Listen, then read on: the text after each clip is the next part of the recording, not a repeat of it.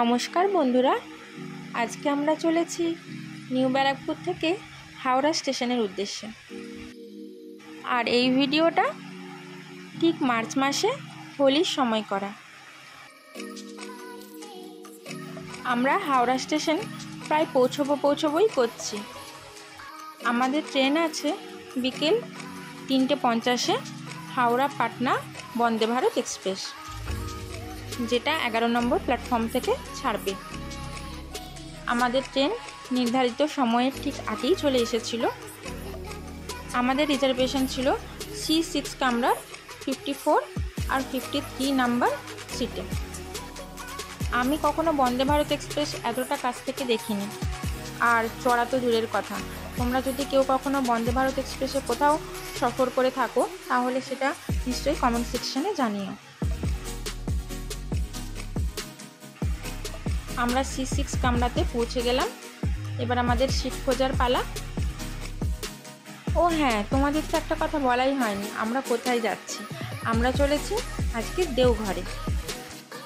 আমাদের ঠাকুরের টানে আর ঠাকুরের ডাকে দেওঘর চলেছি আজকে। অবশেষে আমরা আমাদের সিট খুঁজে পেলাম। আমার বরের ছিল উইন্ডো সিট, আর তার পাশের সিটটাই ছিল আমার। তো আমরা লাগেজগুলো উপরে উঠিয়ে বসে পড়লাম।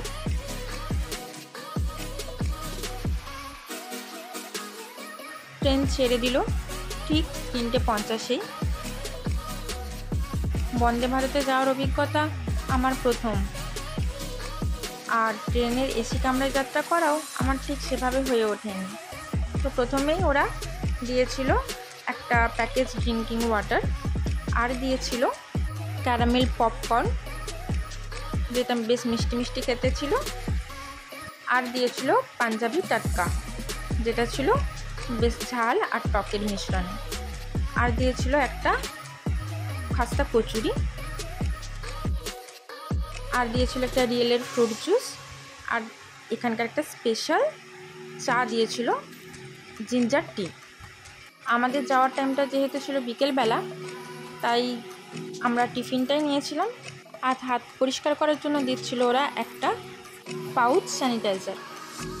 বন্দে ভারতের এই গিরনার জিঞ্জার চাইটা এত সুন্দর, এত ভালো ছিল, আর অ্যামাউন্টটা মানে খুবই ভালো ছিল, যে পরিমাণ ঠিক ছিল।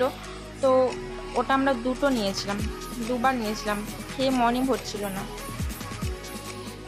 এবার আমরা বর্ধমান পেরিয়ে এগিয়ে চললাম যশিডির দিকে, যেখানে আমাদের নামতে হবে। আমাদের ট্রেন লেট ছিল, তাই সন্ধ্যে 7টার জায়গায় আমরা প্রায় 8টার সময় এসে পৌঁছালাম যশিডি জাংশনে।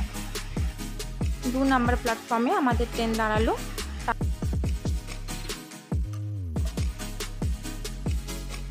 এরপর আমরা ওভারব্রিজ হয়ে 1 নাম্বার প্ল্যাটফর্মে গিয়ে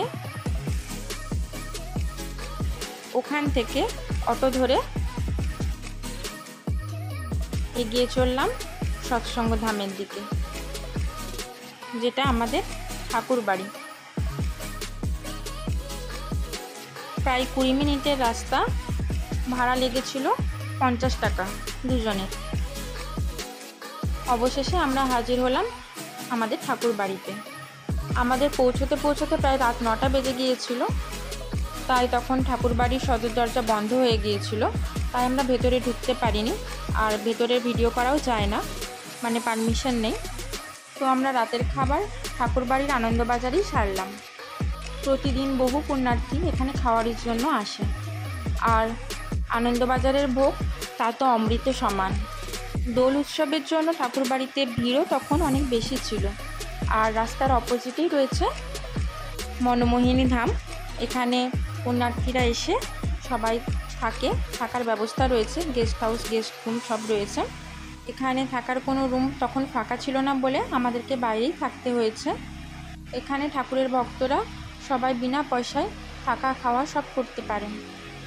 আমি ক্লাস 2তে যখন পড়ি তখন দিদা দাদার সাথে, আর যখন কলেজে পড়ি তখন বাবা মার সাথে একবার এসেছিলাম।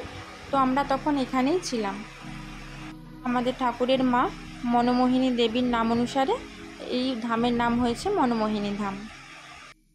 আমরা যে রুমটা নিয়েছিলাম সেটা ঠাকুর বাড়ি থেকে ওই টোটোতে করে 3 থেকে 4 মিনিট, আর সেটার ভাড়া নিয়েছিল প্রতি রাতে 600 টাকা করে।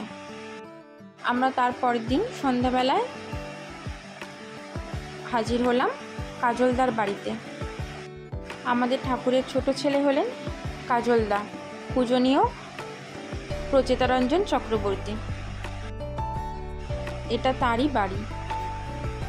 দেওঘরে ঠাকুর আশ্রমের পাশে যে চ্যারিটেবল হসপিটাল রয়েছে সেটার অ্যাডমিনিস্ট্রেটরও আমাদের কাজলদা। আমাদের পূজনীয় দাদা অনেক বড় গোল্ড মেডেলিস্ট প্লাস্টিক সার্জন।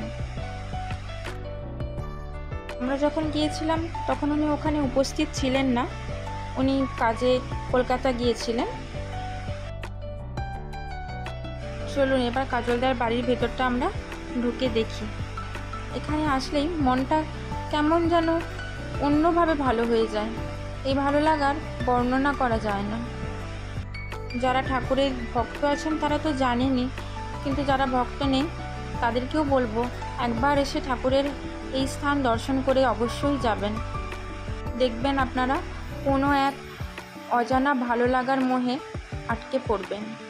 ঠাকুরের টান, এ টান যে সে টান নয়, এ এক অটুট মায়ার বাঁধন, যা জন্ম জন্মান্তরের।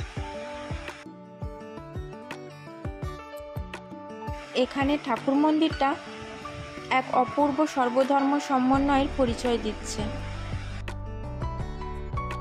ঠাকুরের জীবনের বিভিন্ন সময়ের ছবি কি সুন্দরভাবে তুলে ধরা হয়েছে এখানে। ঠাকুরের জীবনের বিভিন্ন মুহূর্ত, যে সময় ঠাকুরের ভাব সমাধি ঘটেছিল, যে সময় ঠাকুর কীর্তন করছিলেন, সমস্ত দুঃখী মানুষজনদেরকে উদ্ধার করছিলেন, সেই সময়কার সমস্ত ছবি এখানে তুলে ধরা হয়েছে। আর চারিদিকে লেখা রয়েছে ঠাকুরের বাণী। আর এই হলো ঠাকুর, বড় মা, বরদা, ছোট মা, কাজলদা, সবার ছবি, ঠাকুরের ছবি, ঠাকুরের পরিবারের ছবি। যশোরী থেকে ঠাকুরবাড়ি আসার পথে রাস্তার ঠিক ডান দিকেই পড়বে পূজনীয় কাজলদার বাড়ি। চারিদিকে আলোকসজ্জায় ভরিয়ে তোলা হয়েছে এই বাড়িটি।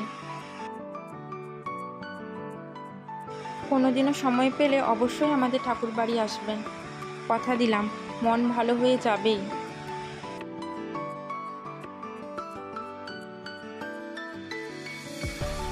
আর ঠাকুরের এই ছবিটা ঠিক অপূর্ব, জীবন্ত, যেন ঠাকুর যেন বসে রয়েছেন আমাদের দিকে তাকিয়ে। আর এটা হলো ঠাকুর, ছোট মা আর কাজলদার ছবি। নমস্কার, জয়গুরু, ধন্যবাদ।